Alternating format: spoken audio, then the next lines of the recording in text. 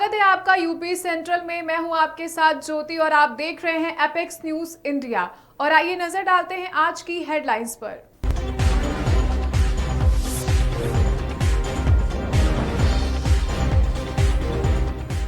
वाराणसी में ज्ञानवापी परिसर का सर्वे एएसआई की टीम ने किया शुरू। मुस्लिम पक्ष ने किया सर्वे का बहिष्कार। शहर में high alert. CM Yogi Adityanath ने गोरखपुर में लगाया जनता दर्शन। फरियादियों की सुनी समस्याएं, अधिकारियों को दिए निस्तारण के निर्देश। गाजीपुर के पूर्व सांसद रहे अफजाल अंसारी की लोकसभा सदस्यता मामले में सुनवाई आज। इलाहाबाद हाई कोर्ट सुनाएगा फैसला। गाजीपुर कोर्ट ने सुनाई है सजा। एटा जिले में सुबह सुबह भीषण सड़क हादसा। अनियंत्रित कार बेबर बैराज नहर में गिरी। एक ही परिवार के 5 लोगों की मौत। बुलंदशहर में 30 घंटों में लुटेरा मुठभेड़ के बाद गिरफ्तार। पुलिस के सामने गिड़गिड़ाया लुटेरा, कहा माफ कर दो, आगे नहीं करेंगे अपराध।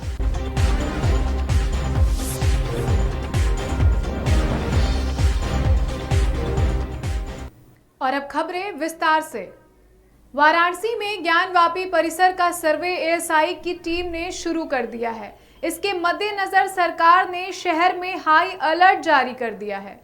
हिंदू पक्ष ने जहां सर्वे में सहयोग की बात कही है, वहीं अंजुमन इंतजामिया मसाजिद कमेटी ने जिला जज के आदेश के खिलाफ सोमवार को सुप्रीम कोर्ट में सुनवाई का हवाला देकर सर्वे की तिथि आगे बढ़ाने की मांग रखी है। सूत्रों के मुताबिक 43 सदस्यीय एएसआई टीम ने शुरुआती 2 घंटे में पूरे ज्ञानवापी परिसर की पैमाइश की। वजू स्थल को छोड़कर परिसर के हर पत्थर और ईंट की ऊंचाई नापी गई। दीवारों की फोटो वीडियोग्राफी कराई गई है। जरूरत पड़ने पर खुदाई करने की भी तैयारी है।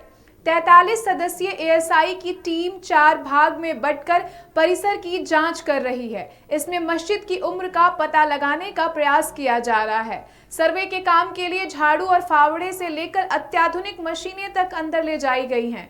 काशी विश्वनाथ धाम का गेट नंबर 4 पहले की ही भांति बंद है।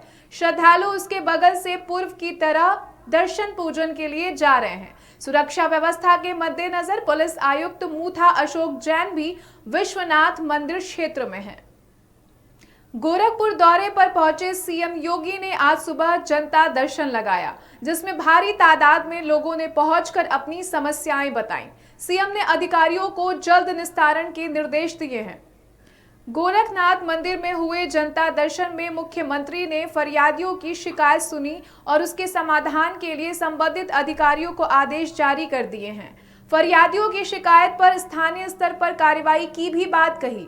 इस दौरान पुलिस और प्रशासन के सीनियर अधिकारी भी मौजूद रहे। सीएम योगी रविवार को गोरखपुर 2 दिवसीय दौरे पर पहुंचे हैं। गोरखनाथ मंदिर पहुंचकर उन्होंने गुरु गोरक्षनाथ के समक्ष आज वो यहां कई कार्यक्रमों में भाग भी लेने वाले हैं।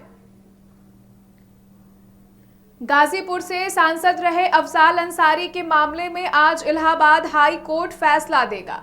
Allahabad high court Ghazipur MP MLA court की ओर से सुनाए फैसले के खिलाफ दायर याचिका की सुनवाई कर रहा है। अफजाल अंसारी को राहत मिलती है या फिर उसकी मुसीबत बढ़ने वाली है, फैसले पर निर्भर करेगा। हालांकि सोमवार को इस सजा पर रोक लगाने के संबंध में फैसला नहीं आएगा। केवल कोर्ट की सजा के कारण सांसदी छीनने के मामले में फैसला आने वाला है। कोर्ट के फैसले पर निर्भर करेगा कि क्या अफजाल अंसारी की संसद सदस्यता बरकरार रहती है या फिर वो छिन जाती है। अगर हाई कोर्ट से अफजाल को झटका लगता है तो फिर गाजीपुर लोकसभा सीट पर उपचुनाव का रास्ता साफ हो जाएगा। एमपी एमएलए कोर्ट के फैसले के बाद जनप्रतिनिधित्व अधिनियम के तहत अफजाल की सदस्यता समाप्त हो गई है। गाजीपुर की एमपी एमएलए कोर्ट ने गैंगस्टर एक्ट के मामले में अफजाल को दोषी ठहराया था। उसे 4 साल की सजा सुनाई गई। इसी सजा पर पूर्व सांसद ने रोक लगाने और जमानत पर जेल से रिहा करने की मांग की है। हाईकोर्ट ने पूर्व सांसद की याचिका पर सुनवाई के बाद फैसला सुरक्षित रखा था। हाईकोर्ट अगर अफजाल अंसारी की सजा पर रोक लगाती है तो उनकी लोकसभा सदस्यता दोबारा बहाल हो सकती है।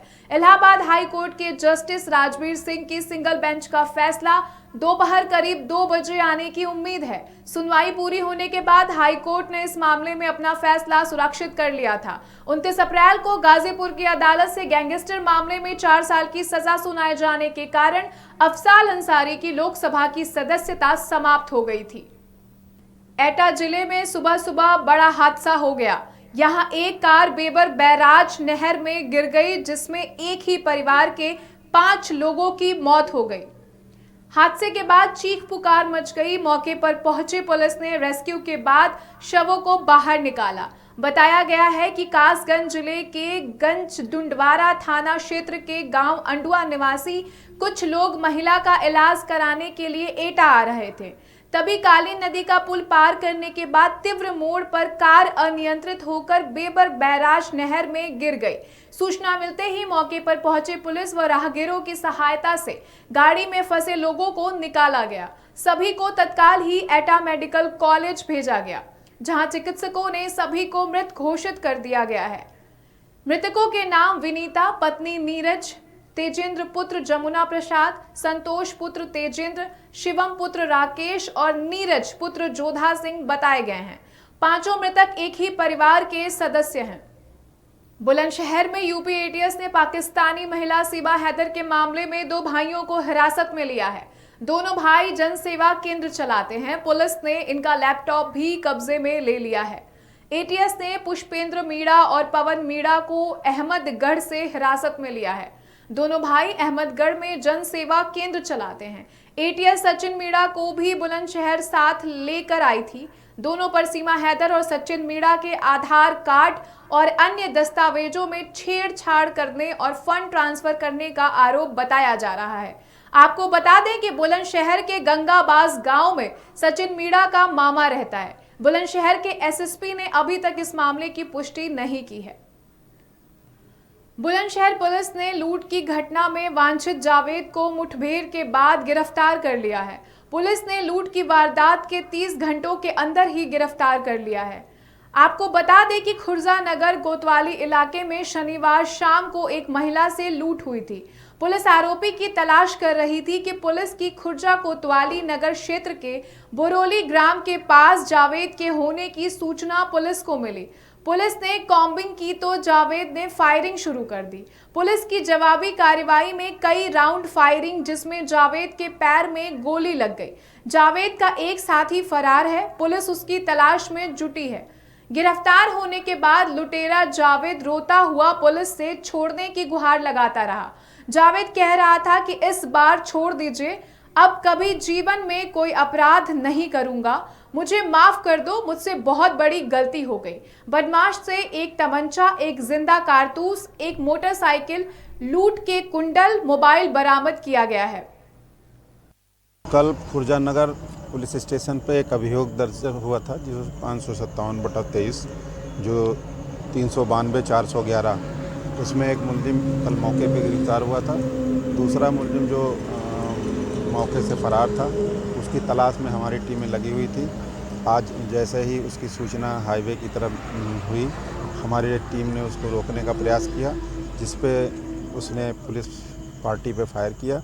पुलिस के जवानों ने आत्मरक्षार्थ उस पर फायर किया, जिस पे उसको एक गोली लगी और उसको हॉस्पिटल फर्स्ट एड के लिए भेज दिया गया।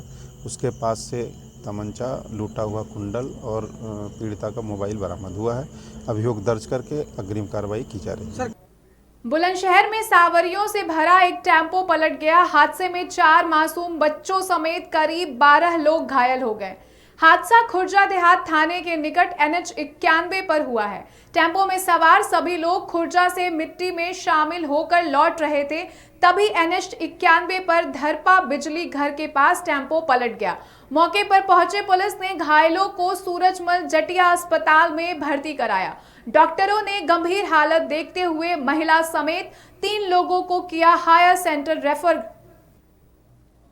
आज बुंदेलखंड एक्सप्रेसवे पे लगातार शिकायत मिल रही थी कि ओवरलोड गाड़ियां लोकेशन से चल रही हैं। उसी को तोड़ने के लिए सुबह 4 बजे से लगा हुआ हूँ और 10 गाड़ियों का ओवरलोड में बंद और भी चालान किया गया, जिसमें से 4 गाड़ी यहाँ बंद हुई है, 2 गाड़ी जालौन गई हो बंद हुई, 4 गाड़ियों का चालान। मेरी कोशिश ये है कि ओवरलोडिंग को रोकने के लिए लगातार कार्रवाई की जाएगी और समय बदल की जाएगी। यूपी सरकार में पशुधन मंत्री धर्मपाल सिंह ने रायबरेली का दौरा करके पशु चिकित्सा अधिकारियों के साथ समीक्षा बैठक की। इस दौरान उन्होंने बारिश के मौसम में गौशालाओं को लेकर खास दिशा निर्देश भी दिए। पशुधन मंत्री धर्मपाल सिंह ने ब्लॉक सभागार में पशु चिकित्सा अधिकारियों के साथ समीक्षा बैठक में पशुओं की सुरक्षा, बारिश में गोवंश के लिए उचित प्रबंध के निर्देश दिए। उन्होंने निर्देश दिए कि गोवंशों के बैठने के सूखे स्थान अथवा बारिश से बचाने के लिए तिरपाल या अन्य संसाधन सुलभ कराए जाएं। उन्होंने निर्देश दिए कि प्रत्येक गौशाला में 5 फलदार वृक्ष पीपल, बरगद, पाकड़, गूलर, जामुन लगाए जाएं। पूरे जिले में सभी ग्राम सभाओं में चारागाह की जमीन को कब्जेदारों से मुक्त कराकर उनमें हरे चारे की व्यवस्था, साथ ही साथ उसी जमीन पर वृक्षारोपण कराने के निर्देश भी मंत्री ने दिए हैं। बैठक के बाद उन्होंने देवपुरी स्थित कान्हा गौशाला का भी निरीक्षण किया और वृक्षारोपण भी किया। गौ आश्रय स्थल हैं, इनमें रहने वाले जो निराश्रित गौवंश हैं, ये पूरी तरीके से इसको भूसे का प्रबंध, हरे चारे का प्रबंध, रात्रि का प्रबंध, प्रकाश की व्यवस्था, बरसात से बचने के उपाय, ताकि क्योंकि गाय ही एक पशु ऐसा है जो सूखे में रहना पसंद करता है, तो उसका प्रबंध इस समीक्षा बैठक में हमारे द्वारा किया गया है। जालौन में मासूम भतीजी से दुष्कर्म के आरोपी को कोर्ट ने आजीवन कारावास की सजा सुनाई है। साथ ही कोर्ट ने 1 लाख रुपए का अर्थदंड भी लगाया है। आपको बता दें कि 6 अक्टूबर 2021 में नदी गांव थाना क्षेत्र में आरोपी ने अपनी 6 वर्षीय भतीजी के साथ दुष्कर्म कर प्राइवेट पार्ट को ब्लेड से काट दिया था। पीड़िता की मां ने आरोपी के खिलाफ FIR दर्ज कराई थी। पॉस्को न्यायालय के न्यायाधीश अवनीश कुमार ने 18 महीनों के ट्रायल के बाद आरोप सिद्ध होने पर सजा सुनाई है। न्यायालय ने आरोपी चाचा को आजीवन कारावास और 1 लाख रुपए का अर्थदंड लगाया है। घटना 6/10/2021 की ग्राम महेशपुरा, थाना नदीगांव, जनपद जालौन का मामला है। वहां की बादनी मुकदमा रामकली द्वारा एक थाना नदीगांव में FIR पंजीत कराई जाती है कि उसकी नाबालिग बच्ची 6 वर्षीय के साथ उसके रिश्ते के चाचा तुलाराम ने बिस्कुट लेते जाते समय उसको घर से पकड़ ले गया, जहां उसके साथ बलात्कार कर उसके गुप्तांग को ब्लेड से काट दिया था। इसकी FIR पॉक्सो एक्ट के अंतर्गत पंजीकृत हुई थी। विचारण दौरान इसके खिलाफ संपूर्ण साक्ष्य पाए जाने पर आरोप पत्र न्यायालय में प्रेषित किया गया, जिसका विचारण पॉक्सो जज डॉक्टर अवनीश कुमार द्वारा किया गया। इस मामले में अभियोजन की ओर से पैरवी मेरे निर्देशन में विराज सिंह राजपूत द्वारा की गई, जिसमें आज 18 महीने ट्रायल चलने के उपरांत अभियुक्त तुलाराम को आजीवन कारावास से दंडित किया गया। वह 1 लाख रुपए का अर्थदंड भी लगाया गया। जालौन में बुलडोजर से मकान की खुदाई के दौरान तिजोरी मिलने से हड़कंप मच गया है। पुलिस ने तिजोरी को अपने कब्जे में ले लिया है। दरअसल कालपी कोतवाली क्षेत्र के राजघाट इलाके में पुराने मकान की खुदाई चल रही थी। उसी दौरान दूसरी मंजिल की दीवार में निकली भारी भरकम तिजोरी निकलते ही आसपास और मौके पर मौजूद लोगों ने पुलिस को सूचना दी। सूचना मिलते ही मौके पर पहुंची पुलिस ने तिजोरी को अपने कब्जे में ले लिया है। प्रशासन तिजोरी की जांच पड़ताल में जुटा है। ये हरि कृष्ण बातम मास्टर साहब है, उनका प्लॉट बिका है तो वो मैंने लिया है। उसकी खुदाई में निकला ऊपर वाले कमरे में, दीवार पे खोला नहीं गया, वो खुलेगा पुलिस प्रशासन के अंडर में है और पुलिस कस्टडी में वो आ गया है। हमें ये लगता है उसमें माल होना चाहिए, जिस हिसाब से उम्मीद है लोगों ने जताई है और जिस हिसाब से मास्टर साहब का रिएक्शन और मोहल्ले वालों का है, और हिसाब से ये लग रहा है उसमें धन है। जालौन में ARTO ने संघन चेकिंग अभियान चलाकर 10 ओवरलोडेड ट्रक सीज किए हैं। ARTO ने बुंदेलखंड एक्सप्रेसवे पर चेकिंग अभियान चलाया है। सीज किए गए 10 ओवरलोड ट्रक से 8 लाख से ज्यादा का राजस्व वसूला गया है। अभी के लिए बस इतना ही। बाकी की तमाम खबरों के लिए देखते रहिए एपेक्स न्यूज इंडिया। सिर्फ